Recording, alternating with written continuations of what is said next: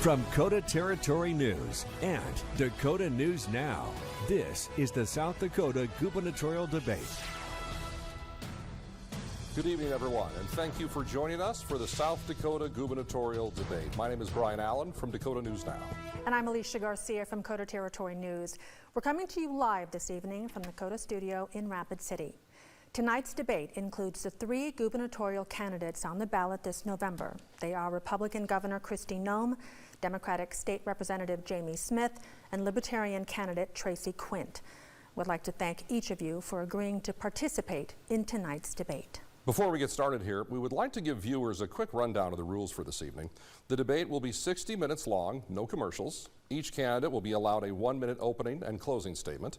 Each candidate will have up to 2 minutes to respond to a direct question. Opponents then will have 1 minute for a response. The order for questioning and statements were drawn before the show. Ms. Quint will go first, followed by Representative Smith, then Governor Noem. You have 1 minute for your opening statement. Ms. Quint, we'll begin with you.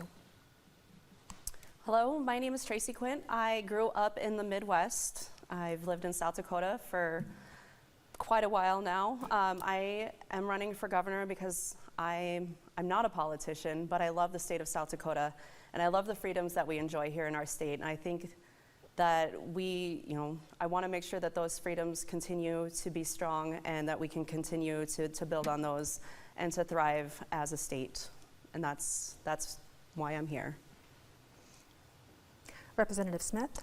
Well, thank you, and thank you for having me here today, Brian, Alicia. It is great to be here, and thanks for the people at home for tuning in, because making an informed decision about who you vote for is so important. Now, I come from teachers. My wife's a teacher. My mom worked in special ed. My dad's a math teacher. I myself was a teacher and a coach. And then later I had to change over to business to make a better living for our family. But in doing so, it gave me the opportunity to be in the South Dakota legislature. And when I was in the South Dakota legislature, I've been able to understand what it is that people are looking for in a leader. And what they're looking for is somebody that they can trust, somebody that has the integrity to lead the state, and somebody that will work on their behalf. And that's exactly what I want to do as governor. So thank you again for this opportunity.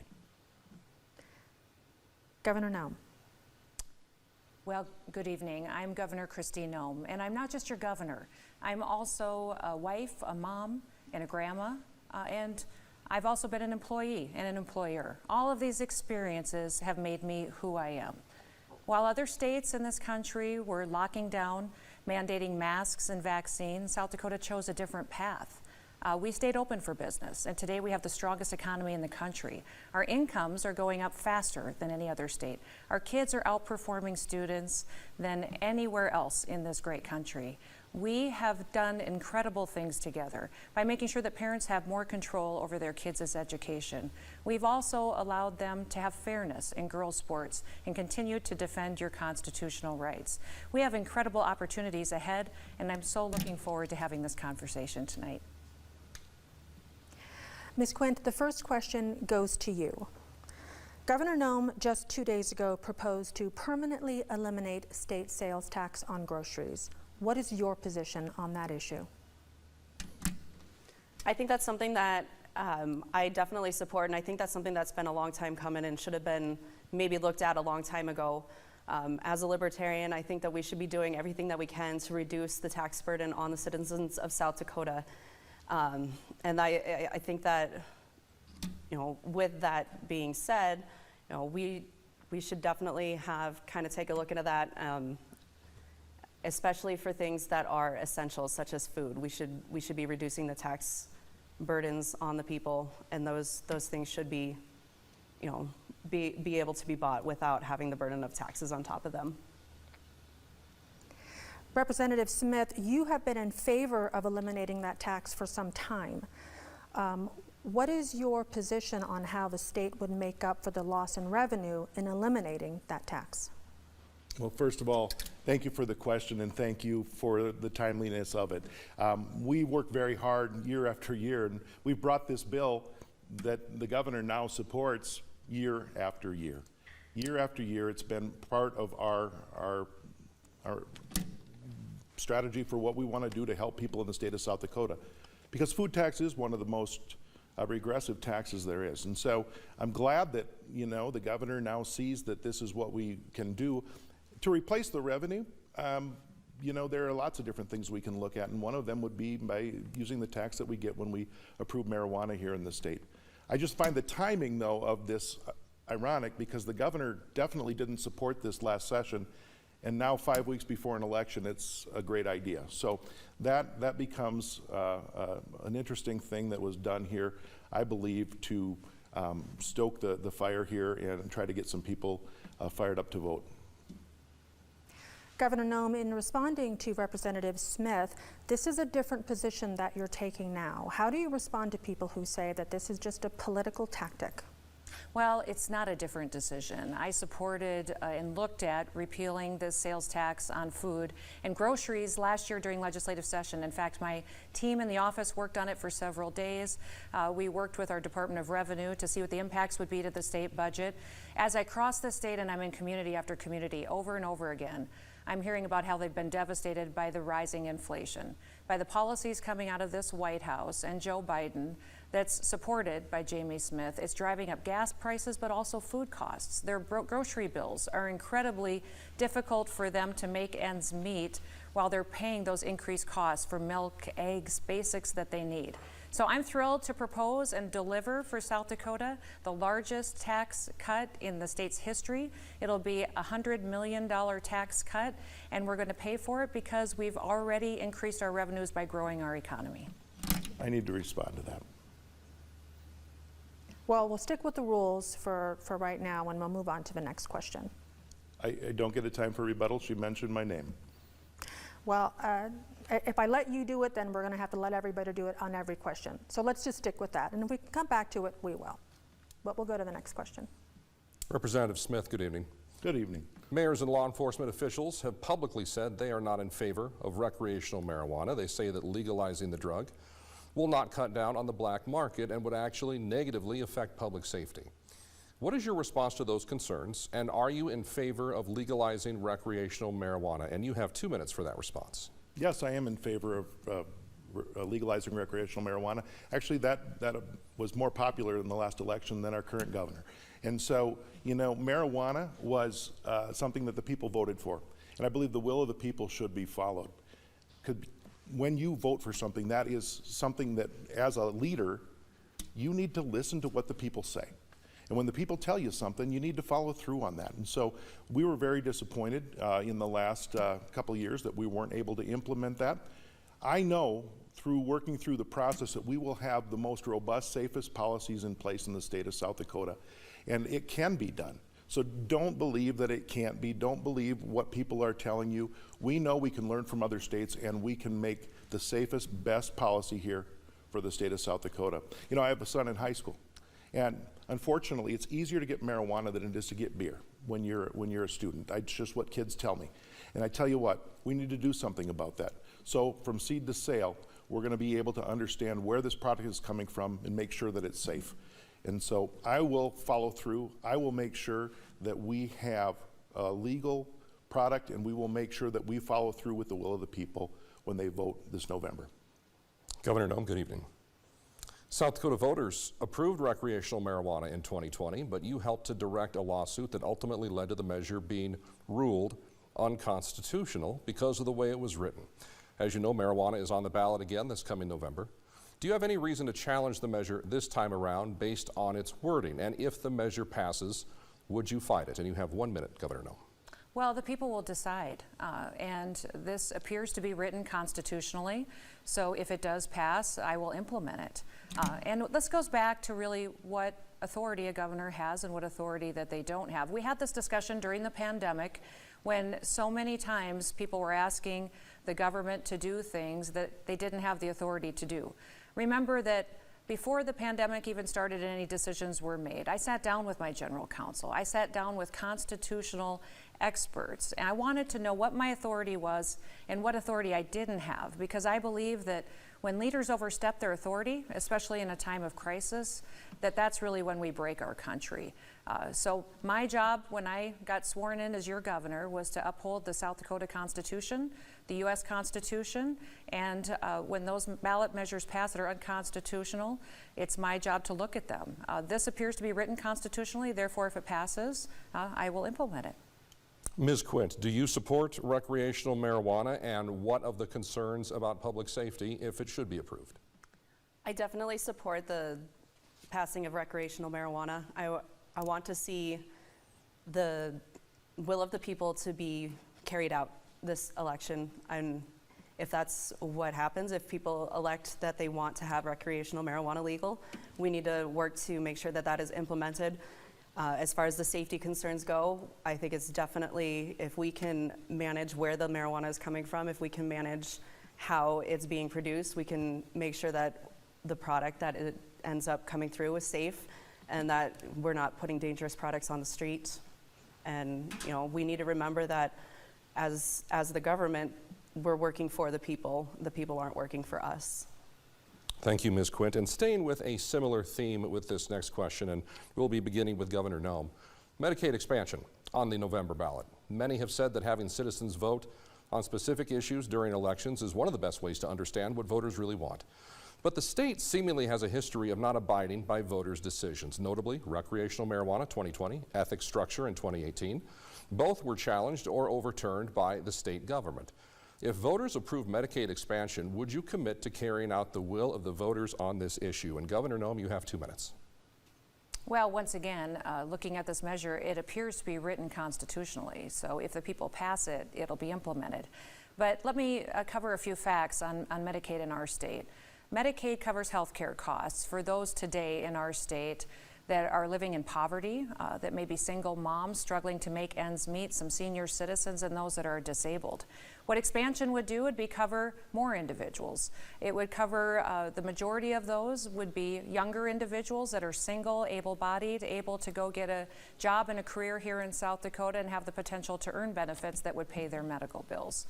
The approximate cost to the state of South Dakota would be in the future up to $80 million per year. And that is something that we would have to figure out how to pay for. So I think when looking at this decision on the ballot, it's good to have the facts of who would be covered, how much it would cost, and know that we have a responsibility in South Dakota to balance our state budget. Listen, we've always been fiscally responsible. South Dakota has a constitutional requirement to balance the budget, and we've done that. In fact, since I've been governor, we put more money into reserves than we've ever done before in our history.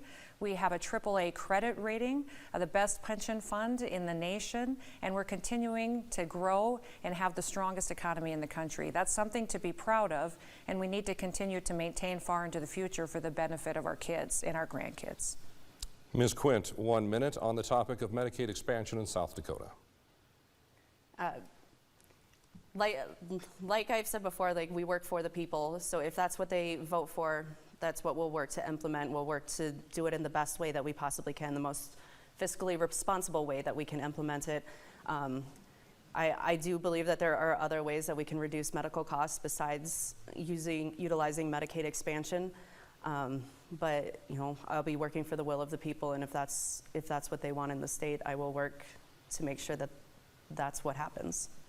Representative Smith, 1 minute on Medicaid expansion. Medicaid expansion is so important for the state of South Dakota. I can't even tell you. I want to tell you a quick story about my wife. We do have insurance, and she was able to go in and get a mammogram. Because of that insurance, when they found a little tiny spot, they said, let's do a biopsy of that because something didn't look right. And when that something didn't look right, they went further with that, and she was diagnosed with cancer. Well, because of the early diagnosis, she didn't have to do chemo or radiation or any of those things. And what was able to be done was she was able to be 6 years out right now, clean and healthy. Then I think of another woman, 3 kids, worried about how to pay the bills, works really hard. Her employer doesn't offer insurance, besides to look after her kids instead of taking care of herself. Well, that choice right there could end her life. We could help that woman by expanding Medicaid and giving her the opportunity for the insurance she needs to lead a healthy life and be there for her kids. Governor Noem, you just mentioned that the cost to expand Medicaid would be $80 million a year. In fact, you have said that you don't support expanding Medicaid because of the tax increases that would have to happen to pay for it. The fiscal note for Amendment D, which is on the ballot, notes that Medicaid expansion would produce cost savings that would cover 98% of the state's Medicaid expansion cost. So the net annual cost to South Dakota, based on the Amendment D fiscal note, would be around $750,000. Is the information on the state's ballot for Amendment D true or false? Looking at an analysis of that ballot measure, it doesn't look into the future, what costs would be there, what the responsibility of the state government would be, and looking 3-4 years down the road, we're anticipating that the annual cost for that Medicaid expansion ballot measure would be $80 million. And listen, one of the things that I'm incredibly proud of is my work on what we've done in policy and healthcare in this state. I proposed and brought forward and completed bringing high-speed internet access to every corner of the state, so that those people who lived in smaller communities that had a tough time getting to health care, not only could they get internet access, they also could get health care access right there at home without having to drive all the way across the state to get it. We've also increased transparency on insurance costs for people, so they knew exactly what insurance was going to cover and what they weren't going to cover. And we made sure that we were going forward and delivering more mental health care for those individuals in our state. So knowing what your health care costs are incredibly important, and looking at it from a state budget standpoint is important as well. And that's why we put so much time into doing a true analysis of what each individual in the state could incur into the future. Representative Smith, your response on the cost of the Medicaid expansion, especially in light of repealing the sales tax on groceries. Well, thank you. First of all, this has been a net zero in 39 states across our country. They have figured out a way to do this, 39 states across our country. And when the economists look at it, that's the same thing that you saw on the fiscal note that was written for this is what they've been finding in states upon states across the country. So there's a lot of, scary things being said about this. But what's so scary about providing people with the opportunity to get the health care that they need? Healthy people can work. Healthy people can work, and that is so important for our state to have workers that are able to be at work and to do the jobs. We know that filling those jobs is it's an important thing right now. It's very hard for our employers. So let's do everything we can to make sure our state is healthy and these folks can get the medical care they need. Expanding Medicaid is one way to do that, and I support it 100%, and it will not cost our state what the governor is saying. And Ms. Quint, your response on how you would deal with the cost of a Medicaid expansion. Well, being a libertarian myself, adding extra costs to our state is something that I would shy away from personally. But working with other ways to try to look at what other things that we're funding as a state and where some of the bloat in our government might be, taking a look at that. I do think that there are ways that we can save money within other realms of government waste and whatnot. Like I said, adding that much cost to our state as far as healthcare concerns go, is something that I would definitely take a look at and try to find other ways of saving money in that realm. All right, thank you. Now to the next question. Governor Noem, recent polling from South Dakota News Watch shows that 65% support leaving the legality of abortion in the state up to voters. Would you support that, or should the decision be left to state lawmakers? Well, what's in this country today is that the decision is made by the states. And South Dakota had a law that was passed in 2005 that today is the law of the land here. And every state will look different and make different decisions. And this is really about supporting women. That's why we've put forward more opportunities for people to come alongside women and to make sure that they have the opportunity to get health care costs covered, that they have unexpected costs in housing and budget costs met, and that people can come alongside them and support them. We also have connected individuals to services that can help them through difficult times that are unplanned, make sure they're connected connected with families that may want to pursue adoption or foster care. But really, one of the priorities that I'm passionate about is this next legislative session is that we'll be bringing a bill to the legislature I hope that they'll support on paid family leave, making it easier for businesses to offer that for so many families so they can stay home with their families as well. And then also for daycares across the state. They say they can't get a workforce because they can't offer benefits. We're going to ensure that they have the opportunity to do that as well, so they can recruit the workforce that they need to support those kiddos and allow people to go to work knowing that they're in a safe environment. It's incredibly important that we are supporting our families, and if I cross the state over and over again, what I keep hearing is that Jamie Smith's values are too extreme for South Dakota. Supporting the kind of agenda of marching with BLM and supporting critical race theory and the open border that we have is just not what aligns with South Dakota and doesn't align with our way of life. Ms. Quint, your response on whether or not abortion should be left to the voters or to state lawmakers? I would argue that the issue of abortion shouldn't be left to either one of those groups. I think that's an issue that should be left to the individual involved and to their medical professional. It's a medical decision, and I don't think a majority of the voters or a majority of politicians have a medical degree and have the ability to make that decision for somebody. You know, if it's a health issue, we should leave it up to the healthcare professionals and the individuals involved. We can't put our own, values onto somebody else's decisions.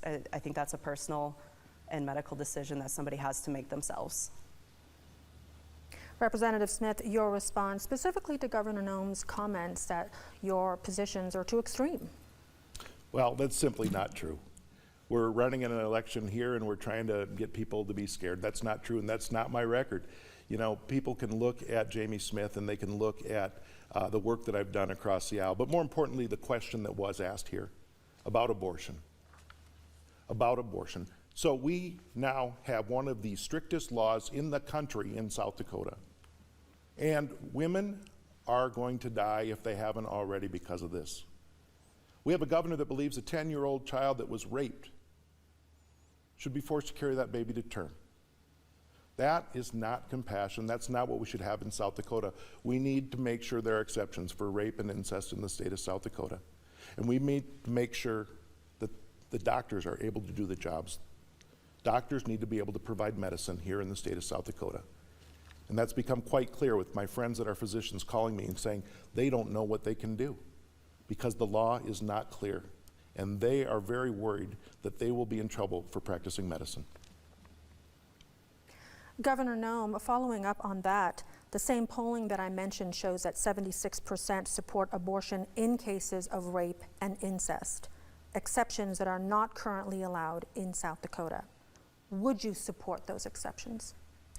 Well, I want to clear up what Jamie just said. The media has distorted what I said. It's wrong and ridiculous to keep repeating it over and over again like he just did. Listen, I am who I am. I'm pro-life. Today, the states are making the decision, and I believe that that's more appropriate than that happening at the federal level. That's what the Roe decision did, and I think that we in the state need to continue to have a discussion on every single issue. Listen, when I cross the state, what people are the most concerned about day after day, hour after hour, what I'm hearing from them is they're struggling. They're struggling because they can't pay their grocery bill. They're struggling because they can't pay gas prices. And remember, in South Dakota, it's hot in the summer and it's cold in the winter, and winter is coming, and it's a long ways to drive anywhere. They have tight budgets. We're doing better here than any other state in this country, which I'm thankful for. I'm thankful our incomes are going up so strong. In fact, they've gone up 21% in just the last 2 years. We can be proud of that. But I also know that every family needs to be protected from Joe Biden, his policies, and Jamie Smith's extreme values. And just so I'm clear on what your answer was, you're pro-life, and that leaves no room for exceptions for rape or incest. Well, to be clear, I am pro-life, and I've been clear on this issue. And I am what I am right now. The decision in South Dakota is that the law stands that was passed in 2005, and that will be a discussion to have in the future. Representative Smith, your response? Well, it's clear that I'm not the one that has extremist opinions on this bill or on this topic.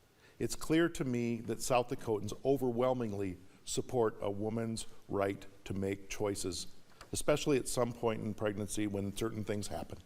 And so we need to make sure that we help people. The government should not get in the way. We talk about freedom all the time.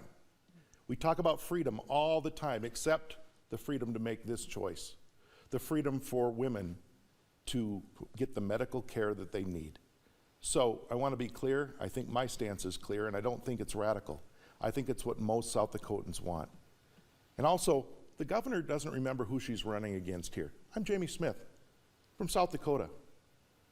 I'm a moderate, middle-of-the-road guy who works across the aisle to get things done with people, and I make friends to get it done. Ms. Quint, you can respond. I think I would just echo what I said before. This isn't an issue that should be in the hands of the voters or in the government at all. This is definitely a medical decision and a personal decision that needs to be made between a person and their medical provider. Governor Noem, you've been the subject of 2 ethics complaints that were recently investigated, one of them over your involvement in your daughter's real estate appraisal license, to which you have denied any wrongdoing. But what is your response to people who believe you may have abused your power as governor in that situation? Well, this matter is closed, and it is something that is very clear that my daughter never once received special treatment. And let's remember that these investigations, these ethics complaints, were filed by a disgraced attorney general. An attorney general who killed a man, left him in a ditch, and then tried to cover it up. And I was the only one who was strong enough to say that he needed to resign. Remember that the Attorney General is the top law enforcement officer in the state, and I didn't believe he could carry on in that position. So that's where these complaints came from.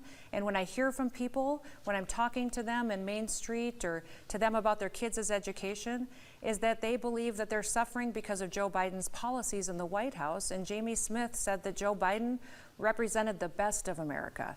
Jamie just said that he's not an extremist. I disagree. Look at his voting record. Look at his actions. His own social media has pictures of him marching with Black Lives Matter on the very same night that riots and violence broke out and damage was done, shots were fired throughout the city of Sioux Falls. That's extreme, and that doesn't line up with what South Dakota holds as respect for law enforcement and respect for law and order. Joe Biden's open border is threatening our state by allowing known people on the terrorist watch list into our country. Over 70 that we know of, who knows how many we don't know of. Drugs are filtering into our communities because they're coming over that border. Jamie has not called on President Biden to close that border. He doesn't care about the drug problem that we're suffering because of that policy. We also need to make sure that when we look at people and we define them, look at what they do, not just what they say, and Jamie's actions and his voting record show his extreme policies. And Governor Noem, taking all that into account, your response to people who believe that you may have abused your power as governor? I followed the law at all times, and I followed the precedent set by other governors, and my daughter received no special treatment. These complaints were filed by a disgraced attorney general as political retaliation.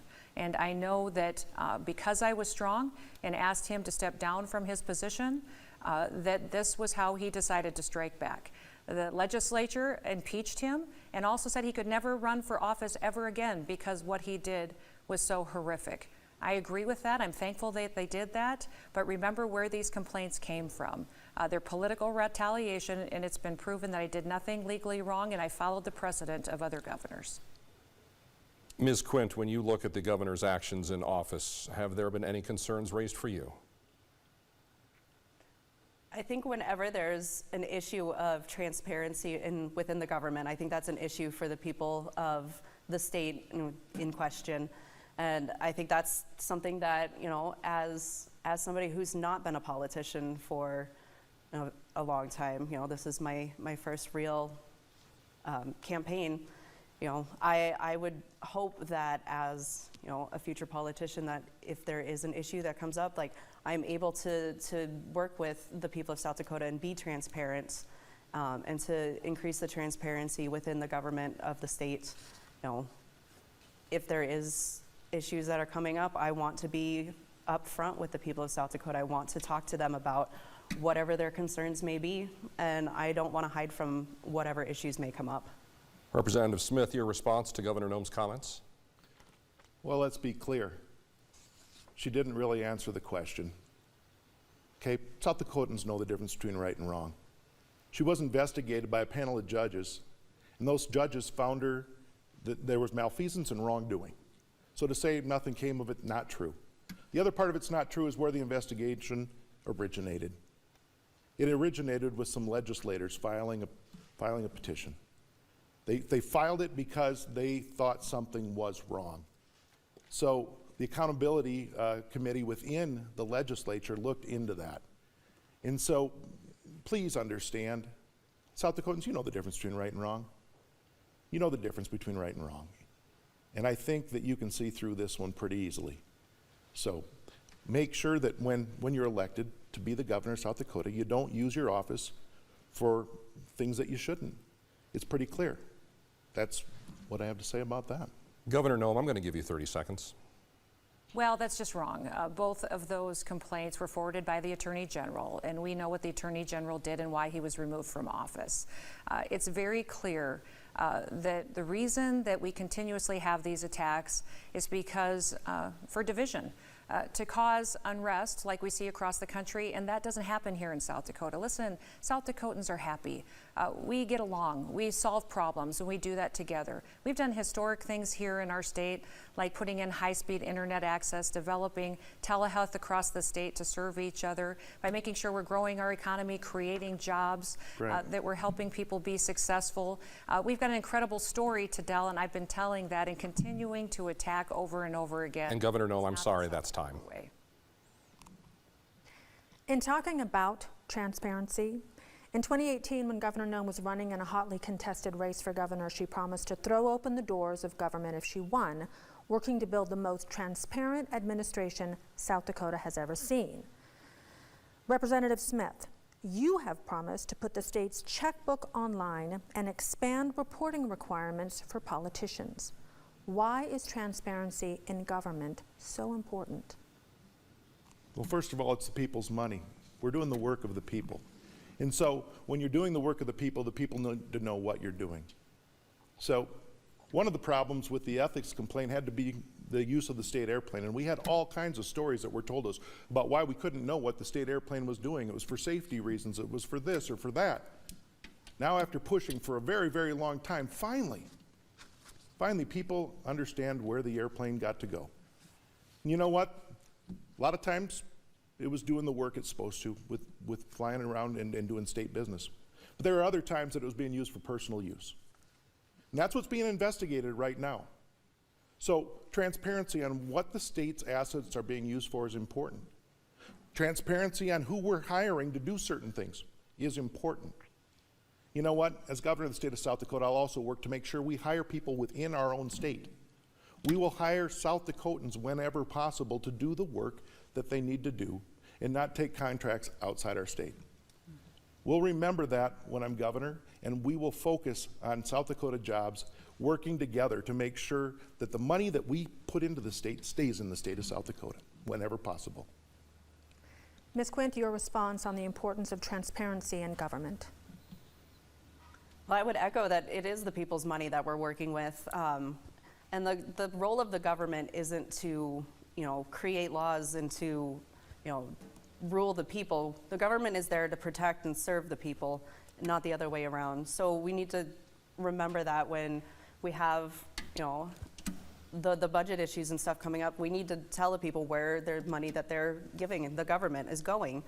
If it's being spent irresponsibly, they have the right to know that.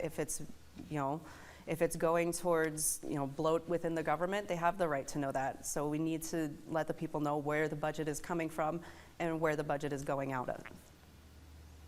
Governor Noem, your response on the importance of transparency in government. Well, I want to remind everybody that I was the one who brought forward a reporter shield law. That's a law that allowed reporters to do their job, report on state government, not have to reveal their sources, so that they could do so without fear of consequences or ramifications or mistreatment in the future by penalizing them for covering the truth. Jamie Smith just lied to you. did not tell you the truth. The state checkbook is already online. I never once used the state airplane for personal use. We know why those ethics complaints were filed, and it was because of political retaliation by a disgraced attorney general. And all of those information that he just listed have been available and have been given over months and months, and some even years ago. Listen, it's important to me that we are transparent here in South Dakota, and we are. People over and over again are talking about what's going on in their lives, and they love the fact that not only is the state government accountable to them, but they're responding to them. They recognize that we passed fairness in girls' sports. We want to make sure that only girls play in girls' sports in our state. And that also we're making sure that our kids are learning a true and honest history. That's incredibly important to the families. Governor Noem, I'm sorry, that's time. I'm sorry, that is time on that question. Ms. Quint, 2 minutes. If you are elected to office, what do you take action on day number 1 and why? Well, what I take action on day number 1 is I want to take a look at, where government is inefficient in our states. What are we spending too much money on? What do we have that's, a current law or a current, process that's not working? And what can we do to streamline laws and our current state government so that the people of South Dakota are spending less in taxes, are safer, and are happier as citizens? I think criminal justice reform is a big thing that we need to take a look at. And we spend a lot of money putting people behind bars for crimes that don't necessarily have a victim, or nonviolent crimes, as I would say. And we need to take a look at what are we doing to rehabilitate people rather than to warehouse them within prisons. And I think that's one of the things that I would take a look at on day 1 is how can we turn people from being incarcerated and return them to being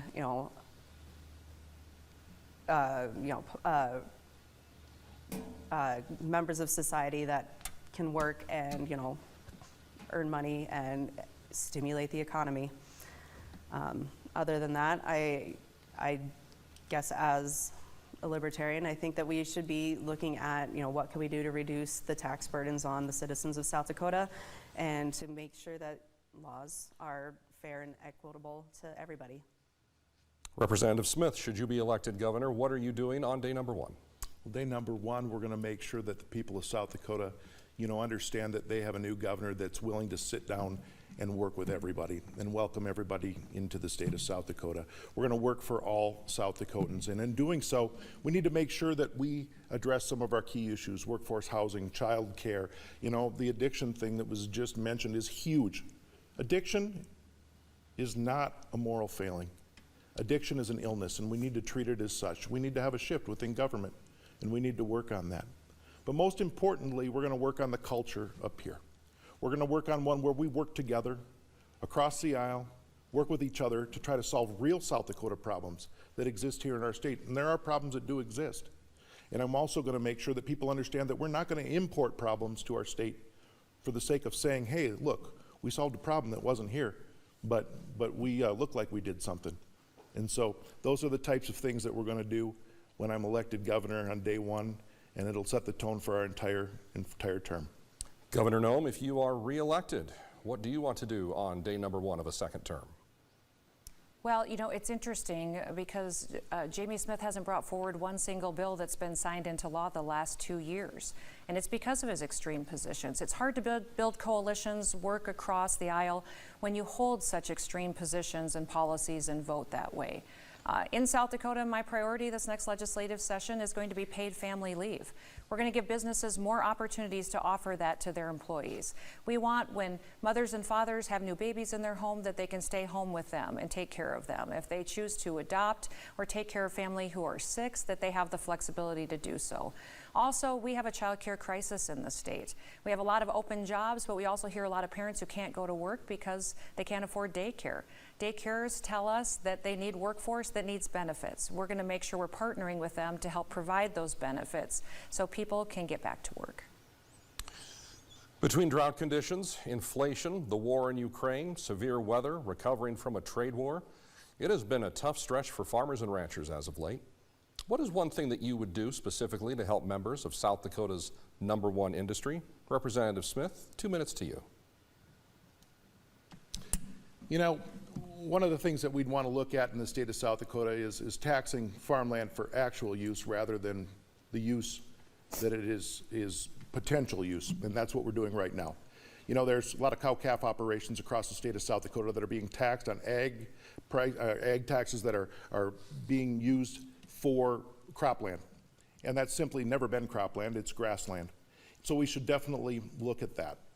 You know, but the other thing about farm and all the problems that we have across our state, they're bigger than just South Dakota.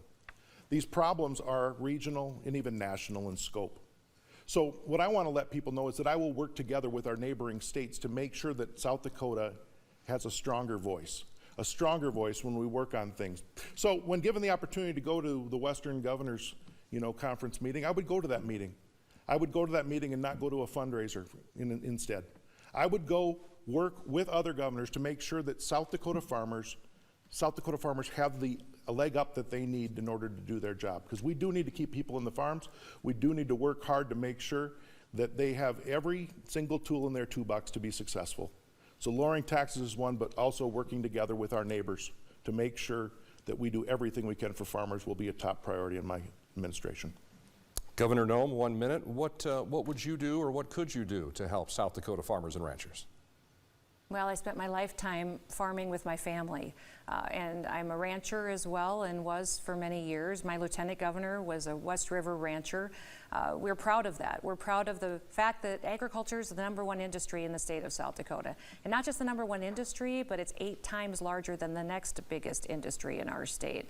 Listen, our farmers feed the world. We need to make sure that they have markets, that they can keep more of the profit in their pocket and take care of their families. That's why we gave grants to help meat processing facilities expand here so that we could add that value here at home. We also made sure that we need to drive down energy costs. That's why continuously we're advocating to make sure that we're fighting back against the policies coming out of this White House. I was the one who brought during the legislative session a bill that reformed our property tax system to allow our farmers and ranchers not to be taxed off their land. I'm very proud of that legislation because it allowed them to not have to sell off in order to pay the taxes that were due to their local communities. I'll continue to advocate for our farmers every day. I understand them. They're my family. They're also our way of life. Governor Noem, thank you. Ms. Quint, 1 minute on South Dakota farmers and ranchers. I think one of the things that we need to look at is being able to keep the ownership of South Dakota farms within South Dakota, and taking a look at where foreign ownership is coming from, and then keeping regulations to the point that smaller farmers can afford to farm that land and can afford to keep track of the land and the farms that they're in control of. So if it's a regulation that's pricing them out of their own land or pricing them out of that farm ownership, we need to take a look at that and what can we do to reduce that burden on local South Dakota farmers so that they can keep farming within their family farms and the smaller farms as well. Turning to education. Governor Noem, you've been very outspoken about critical race theory, ordering a review of the curriculum to weed it out. The review returned almost no instances of divisive topics being taught in South Dakota schools. Do you believe those results are accurate? And if so, how do you respond to people who say you're trying to solve a problem in South Dakota that doesn't exist? Well, let's make no mistake, critical race theory seeks to divide people based on the fact of race or sex or gender, and it seeks to divide people by distorting our true history in this country. I believe that our children should learn true and honest history in their classrooms, and that it shouldn't be based on a Marxist ideology that seeks to divide. Here in South Dakota, we're ensuring that our kids are protected and allowing our parents to have more control over their children's education, more of a say in what they hear in that classroom, that they don't get an agenda from someone else, from a curriculum company, or from someone who isn't an influence over their lives as far as raising them every day and paying the bills that allow that children to go far into the future and be successful in their career. I know that Jamie has voted to block bills that would have banned critical race theory in our legislature. That doesn't line up with South Dakota's values. South Dakota doesn't believe in racism, doesn't believe in dividing and teaching our kids an agenda in the classroom. I'm ensuring that our kids are protected, parents have more options and control over their kids and their education, and that we have the opportunity to unify our state by loving this country, the freedom that it gives each and every one of us every day, and how incredibly blessed we are to live in the United States of America.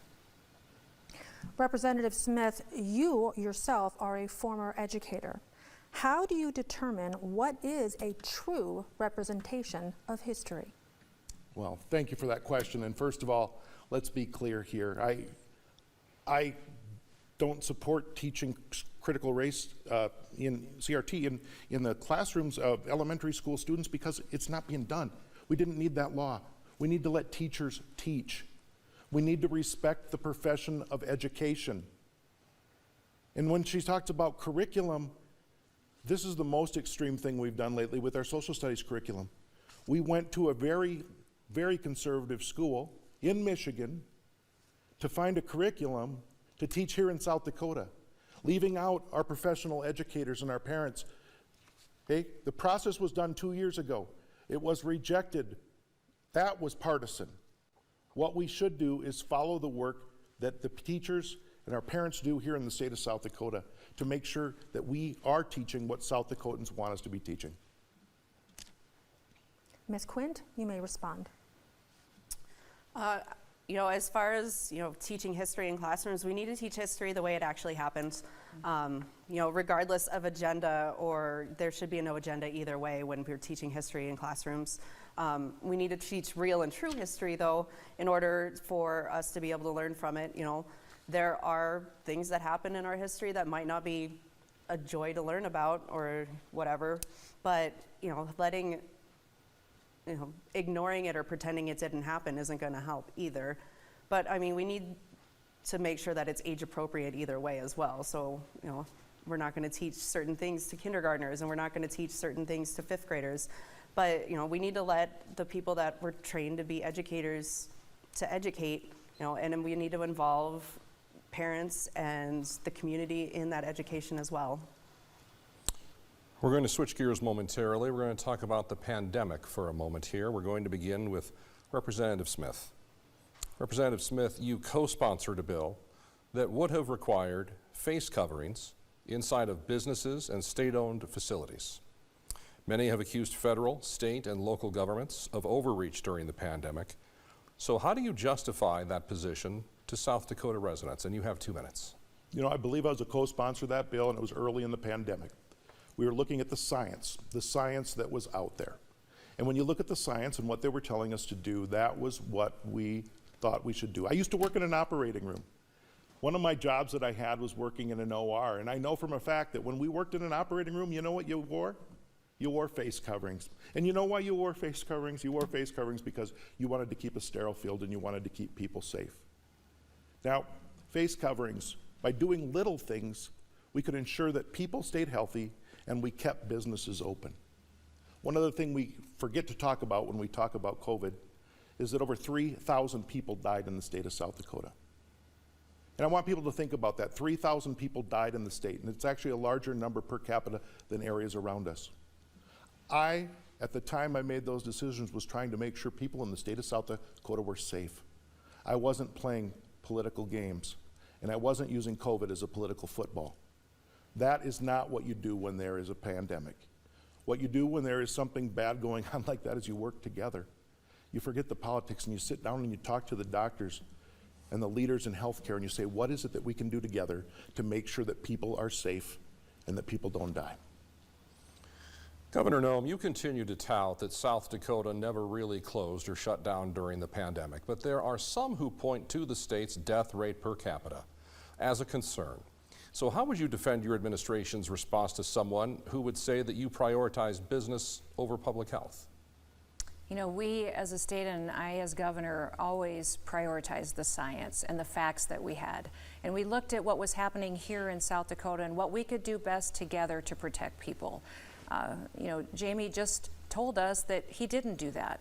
Instead, he wanted to mandate closures in the state. Take that option away from our businesses. Take that option away from families to make the best decisions for themselves and figure out how to keep food on the table. He wanted to also mandate masks, and even on our children in their classrooms, which we know now has been proven to be so detrimental to them and to their education. Jamie supported mandating vaccines for South Dakota workers. That just doesn't line up with how South Dakota sees the authority of government. It's not the authority that a governor has. He would have broken the South Dakota Constitution and the U.S. Constitution had he had that authority, and that's how you lose the country. He would have made the wrong decisions, and I got up every single day thinking of you, following the science, and giving you all the information that I had so you could make the best decisions for your family. Representative Smith, I'm going to give you 30 seconds here. Thank you. I mean, we have lies, lies, and more lies, telling me that I'm a liar. First of all, the question and what we talked about, I didn't say I was going to close businesses. I said we wanted to keep businesses open by protecting people so we could keep businesses open. So putting words in my mouth is not going to help. What we did know at the time is that when people wore face coverings because it was spread in the air, that it protected people. You know, sometimes leaders have to lead by example. Leaders lead by example. And so in order to do that, you don't even need a mandate necessarily, you just got to do it, and people will follow. That's what I believe people should do. Ms. Quint, you have a minute. How would a Quint administration walk that very fine line between protecting public health while preserving the state's economy? I think that is a very fine line because, you know, keeping people away from each other and closing businesses down also increased mental health issues between people. So it's kind of like trying to pick and choose which health issue is worse, the mental health or the, you know, physical health.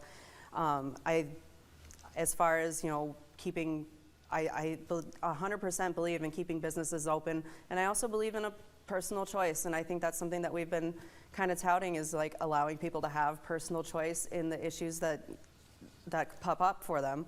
And, you know, I don't think we get to pick and choose which issues we allow personal choice in. So if people want to wear masks, they can wear masks. If they don't feel the need to, that's also a personal choice as well. And I don't think that the government has a place in mandating people's personal choices regardless.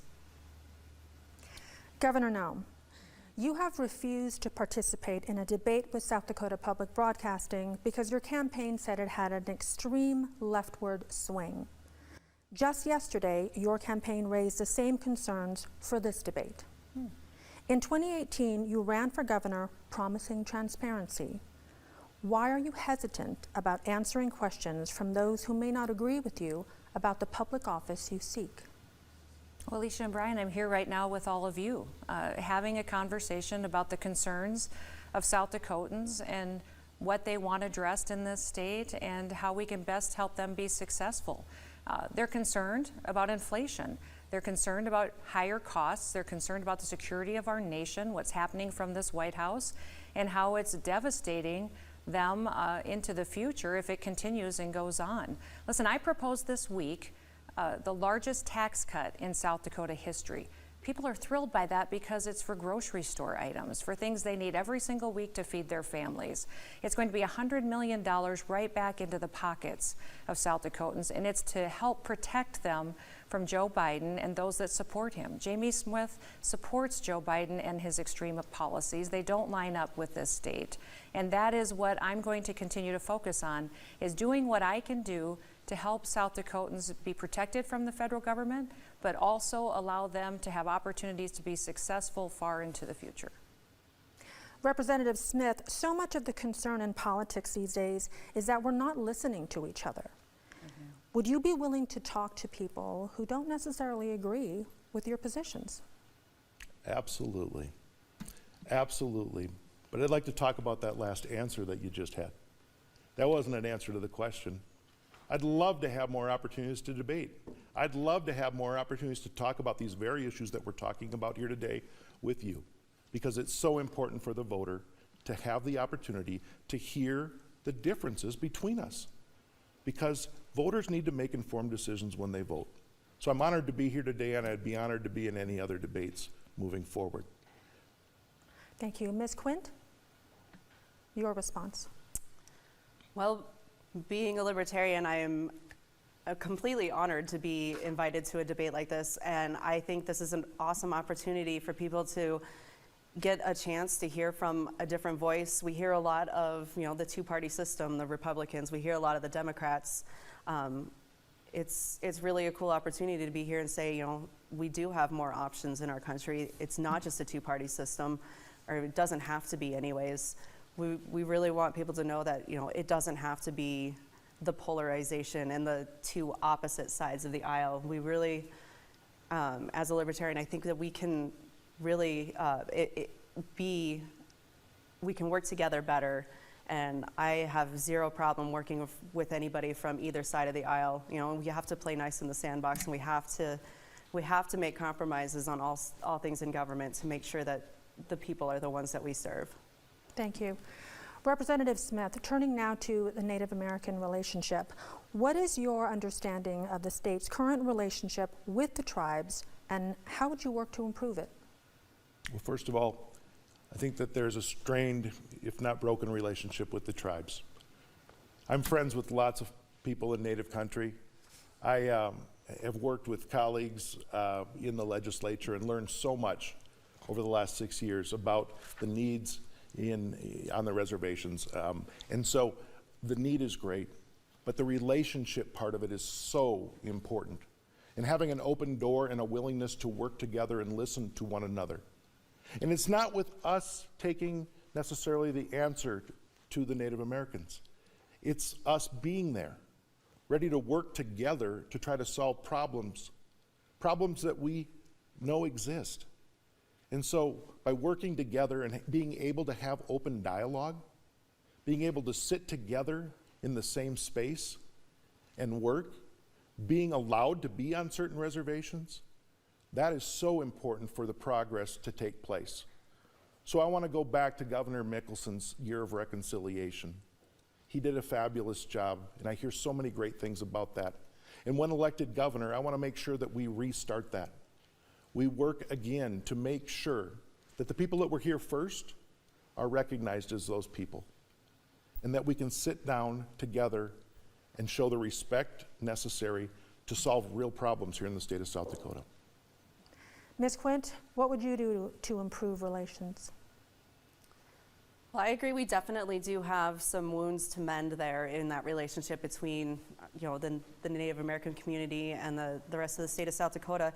I think one of the things that we really need to do is make sure that they're involved in, the legislation. They're involved in the conversation of what's going on in our state.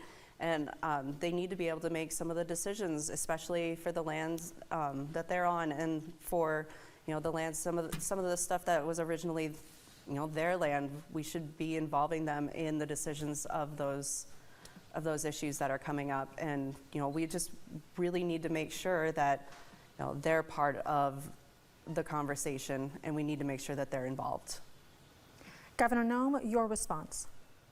Well, I'm proud of the work that we've been able to do with our Native American tribes. I've invited and hosted many times over tribal leadership from our tribes and invited them to come in and have discussions on new things we can be creative and do together to accomplish for the people in their communities. We've got law enforcement agreements where we come in with Highway Patrol and support tribal police if they ask us to come in and do that. That's been incredibly successful in upholding law and order on our reservations during big events. We've also got counseling services that we've offered and covered costs for mental health and addiction counseling at several of our tribal areas. And this year I put in my budget, requested and received funding to help them promote their communities for tourism, help promote their arts, and given them grants to make sure that their culture is more widely known and people get the chance to experience it. So we have so many opportunities of more that we can do, and I'll continue to be diligent and work with my friends, but I'm proud of the work that we have done and appreciate the relationships there. Ladies and gentlemen, that will conclude the question and answer segment of tonight's debate. We are going to move on now to our closing statements, 1 minute each, beginning with Governor Noem, followed by Representative Smith, then to Ms. Quint. Again, you each have 1 minute. Ms. Quint. You said she was... Oh, so I'm sorry about that. Sorry about that. So, it's live TV. Governor Noem, 1 minute for closing statements. Well, thank you, everybody. Thank you for the conversation tonight. The next several years are going to be challenging because President Joe Biden's in the White House. And Jamie Smith supports him and supports his policies. His open border policies, increased debt and spending, increased taxes, and increased government control. If I'm humbled enough to be elected as your governor for the next 4 years, we will work together to build stronger families. We'll put more money in your pockets. South Dakota has the strongest economy in the country, but we've been through some unprecedented challenges. We experienced flooding, a pandemic, multiple storms that we've never experienced before, but we met those challenges head on and turned them into opportunities. I believe that the best is yet to come. I'd be humbled to receive your support and your vote, and God bless you all. Have a wonderful evening. Governor Noem, thank you so much for that. Representative Smith, 1 minute for a closing statement. Well, it's been an honor to be here. It's been an honor to debate everybody up here. And I just want to say to the South Dakota people, thank you for tuning in. Thank you for tuning in to learn about the people you'll be voting for. Most important thing that happens on November 8th is that you vote. No matter which one of us you vote for, that you vote. Exercise that right. Now, I believe if you want a governor that works for you, a governor that promises to be here working on your behalf, a governor that won't import problems to the state to solve, a governor that works across the aisle by building bridges rather than tearing things down, the choice is clear. On November 8th, I'm Jamie Smith, and I'd appreciate your vote. Representative Smith, thank you. Ms. Quint, 1 minute for a closing statement.